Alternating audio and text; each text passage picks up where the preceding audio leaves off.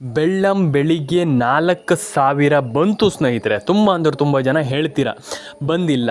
ಇವತ್ತು ಲಕ್ಷ್ಮೀ ಹೆಬ್ಬಾಳ್ಕರ್ ಮೇಡಮ್ ಅವರು ಕೊಟ್ಟಿರುವಂಥ ಮಾಹಿತಿ ಪ್ರಕಾರ, DK ಶಿವಕುಮಾರ್ ಸರ್ ಅವರು ಕೊಟ್ಟಿರುವಂಥ ಮಾಹಿತಿ ಪ್ರಕಾರ ಇವತ್ತು ಬೆಳ್ಳಂ ಬೆಳಿಗ್ಗೆ DBT ಮುಖಾಂತರ ಪ್ರತಿಯೊಬ್ಬರ ಮಹಿಳೆಯರ ಅಕೌಂಟಿಗೂ ಬೆಳ್ಳಂ ಬೆಳಿಗ್ಗೆ 6:15ಗೆ ಹಣ ಜಮೆ ಆಗಿದೆ. ಕೇಳ್ತೀರ ತುಂಬ ಜನ, ಸರ್ಕಾರದ ಕಚೇರಿಗಳು 6:15ಗೆ ಓಪನ್ ಇರಲ್ಲ, ಆದರೂ 6:15ಗೆ ಹೆಂಗೆ ಬರುತ್ತೆ ಹಣ? ಹೆಂಗೆ ಬರುತ್ತೆ ಅಂದರೆ 6:15ಗೆ ಸರ್ಕಾರದ ಒಂದಿಷ್ಟು ಕೆಲಸಗಳು ನಡೆಯಲ್ಲ. ಅಂದರೆ ಈಗ ನೀವು ಹೇಳ್ತೀರಾ ಹಣ ಜಮೆ ಆಗಿದೆ ಅಂತ, ಅದು ಹೆಂಗೆ ಅನ್ನುವಂಥದ್ದನ್ನು ಕೇಳ್ತೀರಾ. ನಾನು ನಿಮ್ಗೆ ಎಕ್ಸ್ಪ್ಲೈನ್ ಮಾಡ್ತೀನಿ ಕೇಳಿ. ಫಸ್ಟ್ ಬಂದುಬಿಟ್ಟು ಯಾರ ಅಕೌಂಟಿಗೆ ಹಣ ಜಮೆ ಆಗ್ತಾ ಇದೆ. ಇಲ್ಲಿ ಒಂದಿಷ್ಟು ಜನ ಈಗ ನನಗೆ ಬಂದು ಹೇಳ್ತೀರಾ, ಸರ್ ನಮ್ಗೆ ಹಣ ಬರ್ತಾ ಇಲ್ಲ, ಒಂದು ವಿಚಾರವನ್ನು ತಿಳ್ಕೊಳ್ಳಿ, ನಮ್ಮ ಅಕೌಂಟಿಗೆ ಹಣ ಬಂದಿಲ್ಲ ಅಂತ ತುಂಬ ಜನ ಹೇಳ್ತೀರಾ. ನಾನು ತಪ್ಪಂತ ಹೇಳ್ತಾ ಇಲ್ಲ. ಒಂದಿಷ್ಟು ಜನರ ಅಕೌಂಟಿಗೆ ಹಣ ಜಮೆ ಆಗ್ತಾ ಇಲ್ಲ, ಒಂದಿಷ್ಟು ಜನರ ಅಕೌಂಟಿಗೆ ಹಣ ಜಮೆ ಆಗ್ತಾ ಇದೆ. ಸ್ನೇಹಿತರೆ, ನೀವು ಯಾರೂ ಕೂಡ ತಲೆ ಕೆಡಿಸ್ಕೊಳ್ಳುವಂಥ ಅಗತ್ಯ ಇಲ್ಲ. ನಾನು ಒಂದು ವಿಚಾರವನ್ನು ಸಿಂಪಲಾಗಿ ಹೇಳ್ತೀನಿ.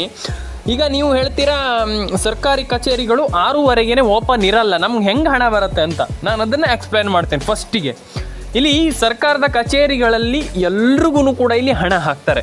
ಆ್ಯಂಡ್ ಅದ್ರ ಜೊತೆಗೇ ಸರ್ಕಾರದ ಕಚೇರಿಗಳಲ್ಲಿ ಈಗ ನಿಮಗೆ ಅಷ್ಟೇ ಆಗಿರಬೇಕು, ಇಷ್ಟೇ ಹೊತ್ತಾಗಿರ್ಬೇಕಂತ ಏನಿಲ್ಲ. ಸರ್ಕಾರದ ಕಚೇರಿಗಳಲ್ಲಿ ಇಲ್ಲಿ ಕೇಳಿಸ್ಕೊಳ್ಳಿ, ಫಸ್ಟ್ ಆಫ್ ಆಲ್ ಸರ್ಕಾರದ ಕಚೇರಿಗಳಲ್ಲಿ ಬೇಗನೂ ಕೂಡ ಹಣ ಹಾಕ್ತಾರೆ.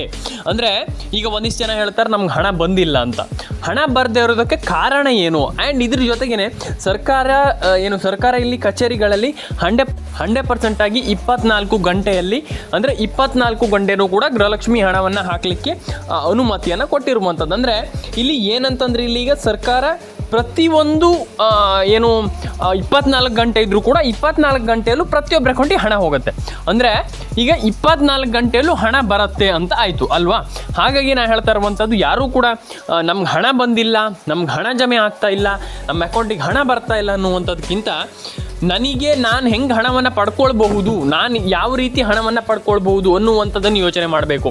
ಇಲ್ಲಿ ಒಂದಿಷ್ಟು ಜನ ಹೇಳ್ತಾರೆ ಸರ್ ನಮ್ಗೆ ಹಣನೇ ಬಂದಿಲ್ಲ, ಸರ್ ನಮ್ಗೆ ಹಣನೇ ಜಮೆ ಆಗ್ತಾ ಇಲ್ಲ ಅನ್ನುವಂಥದ್ದು ಒಂದಿಷ್ಟು ಜನ ಹೇಳ್ತೀರ. ನಾನೆಲ್ರಿಗೂ ಹೇಳುವಂಥದ್ದು, ಸರ್ಕಾರದಿಂದ ಹಣ ಜಮೆ ಆಗ್ತಾ ಇಲ್ಲ ಅಂತಂದ್ರೆ ತಲೆ ಕೆಡಿಸ್ಕೊಳ್ಳುವಂಥ ಅಗತ್ಯ ಇಲ್ಲ ಸ್ನೇಹಿತರೆ. ಅರ್ಥ ಆಯ್ತಾ ನಿಮಗೆ? ನಾನು ಹೇಳುವಂಥದ್ದು ಇಲ್ಲಿ ಜಸ್ಟ್ ನೀವು ಥಿಂಕ್ ಮಾಡಿ, ಏನಂತಂದ್ರೆ ಸರ್ಕಾರದಿಂದ ಹಣ ಜಮೆ ಆಗಿಲ್ಲ ಅಂತಂದ್ರೆ ನಾವು ಹೆಂಗೆ ಹಣವನ್ನು ಪಡ್ಕೊಳ್ಳುವಂಥದ್ದು? ಸರ್ಕಾರದಿಂದ ಹಣ ಜಮೆ ಆಗತ್ತೆ ಯಾವಾಗ ಅಂತಂದ್ರೆ ನೀವು ಆ ಒಂದು ಅಪ್ಡೇಟ್ಗಳನ್ನು ಮಾಡಬೇಕಾಗ್ತದೆ. ಆ ಅಪ್ಡೇಟ್ಗಳನ್ನು ಮಾಡಿದ್ರೆ 100% ಎಲ್ರಿಗೂ ಕೂಡ ಇಲ್ಲಿ ಸರ್ಕಾರದಿಂದ ಹಣ ಜಮೆ ಆಗುತ್ತೆ. ತಲೆ ಕೆಡಿಸ್ಕೊಳ್ಳುವಂಥ ಅಗತ್ಯತೆ ಇಲ್ಲ ಅಂತ ನಾನು ಹೇಳಲಿಕ್ಕೆ ಇಷ್ಟಪಡ್ತೇನೆ ಈ ಒಂದು ವಿಡಿಯೋದ ಮೂಲಕ. ಹಾಗಾಗಿ ತುಂಬ ಜನ ಹೇಳ್ತಾರೆ ಸರ್ ನಮ್ಗೆ ಹಣ ಬಂದಿಲ್ಲ, ಸರ್ ನಮ್ಗೆ ಹಣ ಜಮೆ ಆಗ್ತಾ ಇಲ್ಲ, ನಮ್ಗೆ ಹಣ ಬರ್ತಾ ಇಲ್ಲ, ಎಕ್ಸೆಟ್ರಾ. ನಾನು ಹೇಳುವಂಥದ್ದು, ನಿಮ್ಗೆ ಹಣ ಬರಬೇಕಂತಂದ್ರೆ ನೀವು ರೇಷನ್ ಕಾರ್ಡ್ ಅಪ್ಡೇಟನ್ನು ಮಾಡಲೇಬೇಕು, ಪ್ಯಾನ್ ಕಾರ್ಡ್ ಅಪ್ಡೇಟನ್ನು ಮಾಡಲೇಬೇಕು ಅಷ್ಟೇ. ತಲೆ ಕೆಡಿಸ್ಕೊಳ್ಳಿಕ್ಕೆ ಹೋಗಬೇಡಿ ಅಂತ ನಾನು ಹೇಳಲಿಕ್ಕೆ ಇಷ್ಟಪಡ್ತೇನೆ. ಆ್ಯಂಡ್ ಇದಾದಮೇಲೆ ಇಲ್ಲಿ ಒಂದಿಷ್ಟು ಜನ ಕಮೆಂಟ್ ಬಾಕ್ಸಲ್ಲಿ ಬಂದುಬಿಟ್ಟು ಕಮೆಂಟ್ ಮಾಡ್ತೀರಾ, DBT ಮುಖಾಂತರ ನಮ್ಗೆ ಹಣ ಬರ್ತಾ ಇಲ್ಲ, ಅಥವಾ DBT ಮುಖಾಂತರ ಪುಷ್ ಆಗ್ತಾ ಇಲ್ಲ, ಅಥವಾ ವಾಟ್ ಎವರ್ ಇಟ್ ಇಸ್. ತುಂಬ ಜನ ಕಮೆಂಟ್ ಮಾಡ್ತೀರಾ. ಇಲ್ಲಿ ಒಂದಿಷ್ಟು ವಿಚಾರವನ್ನು ತಿಳ್ಕೊಳ್ಳಿ. ಫಸ್ಟ್ ಆಫ್ ಆಲ್, ಒಂದಿಷ್ಟು ಜನರಿಗೆ ಹಣ ಜಮೆ ಆಗ್ತಾಯಿಲ್ಲ. ಯಾಕೆ? ಅವರು ಮಾಡ್ತಿರುವಂಥ ಪ್ರಾಬ್ಲಮ್ ಏನು ಪ್ರಾಬ್ಲಮ್ಮು? ಅವ್ರದ್ದು ಅಪ್ಡೇಟ್ಗಳಾಗ್ತಾ ಇಲ್ಲ, ಪ್ಯಾನ್ ಕಾರ್ಡ್ ಅಪ್ಡೇಟ್ ಆಗಿಲ್ಲ, ಆಧಾರ್ ಕಾರ್ಡ್ ಅಪ್ಡೇಟ್ ಆಗಿಲ್ಲ, ಈ ರೀತಿ ಅಪ್ಡೇಟ್ಗಳನ್ನು ಮಾಡಬೇಕಾಗ್ತದೆ ಸ್ನೇಹಿತರೆ. ಇದನ್ನು ನಾವು ತಿಳ್ಕೊಳ್ಬೇಕಾಗ್ತದೆ. ಹಾಗಾಗಿ ಯಾರು ಕೂಡ ನಮ್ಗೆ ಹಣ ಬಂದಿಲ್ಲ, ಹಣ ಜಮೆ ಆಗಿಲ್ಲ ಅನ್ನೋದಕ್ಕಿಂತ ಮುಂಚೆ ನಾನು ಹೆಂಗೆ ಹಣವನ್ನು ಪಡ್ಕೊಳ್ಳುವಂಥದ್ದನ್ನು ಫಸ್ಟ್ ಯೋಚನೆ ಮಾಡಬೇಕಾಗ್ತದೆ ಅಂತ ನಾನು ಹೇಳುವಂಥದ್ದು.